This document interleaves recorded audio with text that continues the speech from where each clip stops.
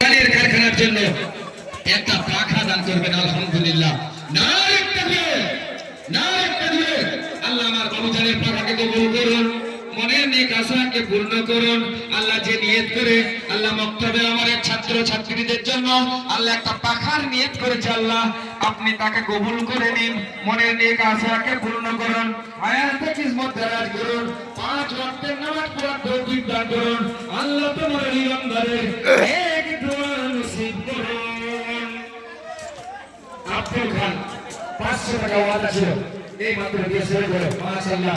আব্দুল খান বলেন জিন্দাবাদ, আব্দুল খান বলেন জিন্দাবাদ, সবাই বলেন মারহাবা, সবাই বলেন মারহাবা। আল্লাহ কবুল করুন, বলুন আমিন। আব্দুল খানের 500 টাকা দান করে কবুল করুন, অনেক নেক আশাকে পূর্ণ করুন, চাষবাসে কারবারে ব্যবসা বাণিজ্য করতে করুন, ওই জেলা মুসলিমাত থেকে মায়াত করুন। আল্লাহ আপনাকে আল্লাহ বলে বিশ্বাস করে নিয়ে আল্লাহ নবীর মহব্বতকে অন্তরের মধ্যে জমিয়ে আল্লাহ আপনার বান্দা-বান্দীরা কেউ 10,000, কেউ 5,000, কেউ 20,000, কেউ 500, কেউ 100, কেউ 200, কেউ এক বাড়ি ইট, কেউ 1 টাম্পার বালি, 1 টাম্পার গিটি দান করে। আল্লাহ কোরআনের কারখানার জন্য, যে কোরআনটা আল্লাহ আমাদের মুক্তির জন্য, পরজগতের আলো দেখানোর জন্য, আল্লাহ যে কোরআনকে দুনিয়ার জমিনে অবতীর্ণ করেছিলেন, আল্লাহ সেই কোরআনের জন্য আপনার বান্দা বান্দীরা আল্লাহ লম্বা লম্বা করে তাদের হাতকে বাড়িয়ে দেয়। আল্লাহ তামাম দানকারীদের দানগুলিকে আপনার দরবারে ইলাহিতে কবুল করুন। মাশাআল্লাহ। আল্লাহ আমার বড় বোন জুলেখা আল্লাহ 200 টাকা, মাশাআল্লাহ। নারে তাকবীর, নারে তাকবীর।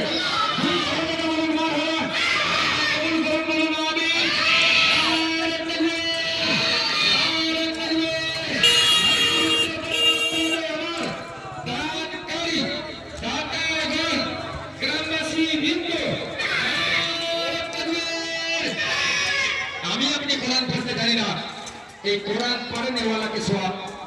এই মাদ্রাসা মক্তব থেকে যখন কোরআনের একটা হাফেজ তৈরি হয়ে যাবে, আমি ধরুন হাফেজের আব্বা, আমি আল্লাহর বিচারের খাতায় দুনিয়া ছেড়ে আমি কবরে চলে গেছি, আল্লাহর বিচারের খাতায় আমি জাহান্নামী।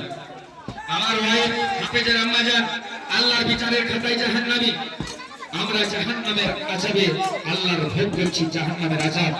আর ওই হাফেজ নেক সন্তানটা এই দুনিয়ার জমিন থেকে যখন আল্লাহর তাকে ছাড়া দিয়ে গেল, ওই যুবক হাফেজ বান্দাটা আল্লাহর বিচারের খাতায় সে জান্নাতি, সেই হাফেজ বান্দা জান্নাতি। আল্লাহ ফেরেশতাদেরকে হুকুম করবে, ফেরেশতারা যাও আমার এই হাফেজ যুবক বান্দাকে আমার দয়ার জান্নাতের মধ্যে নিয়ে চলে যাও। যখন জান্নাতের ফেরেশতারা ওই হাফেজ বান্দাকে জান্নাতের মধ্যে নিয়ে যাবে, জাহান্নামের দিকে তাকিয়ে তাকিয়ে দেখবে যে জাহান্নামের আযাবে আমার আব্বা জাহান্নামের আযাব ভোগ করছে। তখন থমকে বাড়ি যাবে, ফেরেশতারা নিয়ে যাবে, যেতে চাইবে না, আল্লাহর কাছে সম্মান চাবে। আল্লাহ আপনার জান্নাতি হাফেজ বান্দা জান্নাতের মধ্যে যাবে না, যাচ্ছে না বলে বান্দার খবর কি আমার সামনে নিয়েছো। ওই হাফেজ বান্দা যখন আল্লাহর সম্মুখে যাবে, আল্লাহ জিজ্ঞাসা করবে, আমার হাফেজ জান্নাতি বান্দা তুমি জান্নাতের মধ্যে কেন যাচ্ছ না? ওই যুবক হাফেজ বান্দারে প্রশ্ন করবে, আল্লাহ যে আব্বা আমাকে হাফেজ তৈরি করার সময়, মসজিদ মাদ্রাসা মক্তবে পড়ার সময়, আল্লাহ যে আব্বা পৃথিবীর কোনায় কোনায় কোনায় কোনায় রুজির তালাশ করে